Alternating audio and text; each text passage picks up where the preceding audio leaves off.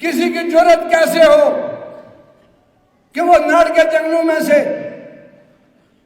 درخت کاٹ کر truck load کر کے پنجاڑ سے گزر جائے، کوٹا پنجاڑ چوک سے گزر جائے۔ ہم جنگلات والوں کو کہتے ہیں کہ آپ نے وہاں پہ چیک پوسٹ افیکٹو کیوں نہیں کی؟ ناڑ سے چلا ٹرک کوٹا سے گزر گیا۔ کیا ہم سارے نظر نہیں آ رہا ہے کہ ہم پاکستان کا نقصان کر رہے ہیں؟ ملک سے کرپشن نہیں ختم ہو سکتی ہے کبھی بھی جب تک یوزر اس کو پوائنٹ آؤٹ نہیں کرتا ہے۔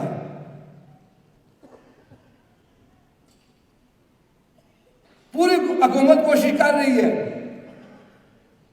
ہمارا گھر ہے، گھر کے اندر ایک پنکھا لگا ہوا ہے، باہر سے ایک بندہ آتا ہے، اس پنکھے کو توڑ رہا ہے اور میں خاموش تماشائی بیٹھا دیکھ رہا ہوں۔ گھر کا پنکھا پھر بھی لگ جائے گا۔ میرے پیارے پاکستان کا جس جگہ پہ نقصان ہو رہا ہے اور ہم خاموش بیٹھے ہوئے ہیں، مجھے کیا لگا ہے؟ تو پھر پیارا پاکستان میں پھر اس کے کیلے میں دراڑ پڑ رہی ہے نا۔ کنونشن سینٹر یہ پیچھے 5-6 کمروں میں بالکل گلا سڑا فرنیچر پڑا ہوا ہے،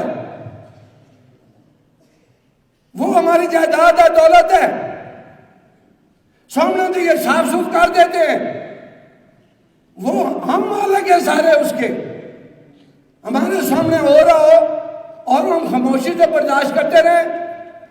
سڑک بن رہی ہو، ٹھیکیدار سیمنٹ گھر لے کے جا رہا ہو، یا وہ بولے کہ میں نے اوپر حصہ دیا ہوا ہے۔ کس کو حصہ دیا ہوا ہے؟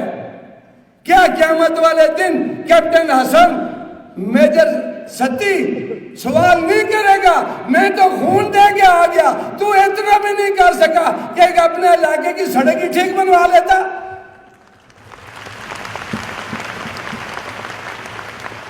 ہر فرد کیسے سپاہی بن سکتا ہے؟ کوئی بھی فوج اس وقت تک کامیاب نہیں ہو سکتی جب تک اس کو عوام کی پوری سپورٹ حاصل نہیں ہوگی۔ کسی کی جرت کہ کوئی ہمارے فوج کے خلاف، ہمارے ان مجاہدین کے خلاف ایک لفظ استعمال کرے اور ساتھ ہم خاموشی سے بیٹھے ہوئے سن رہے ہوں اور اس کو جذب کر رہے ہوں، وہ فوج کو نقصان پہنچانے کے برابر ہوگا، ملک کے دفاع میں دراڑ ڈالنے کے برابر ہوگا۔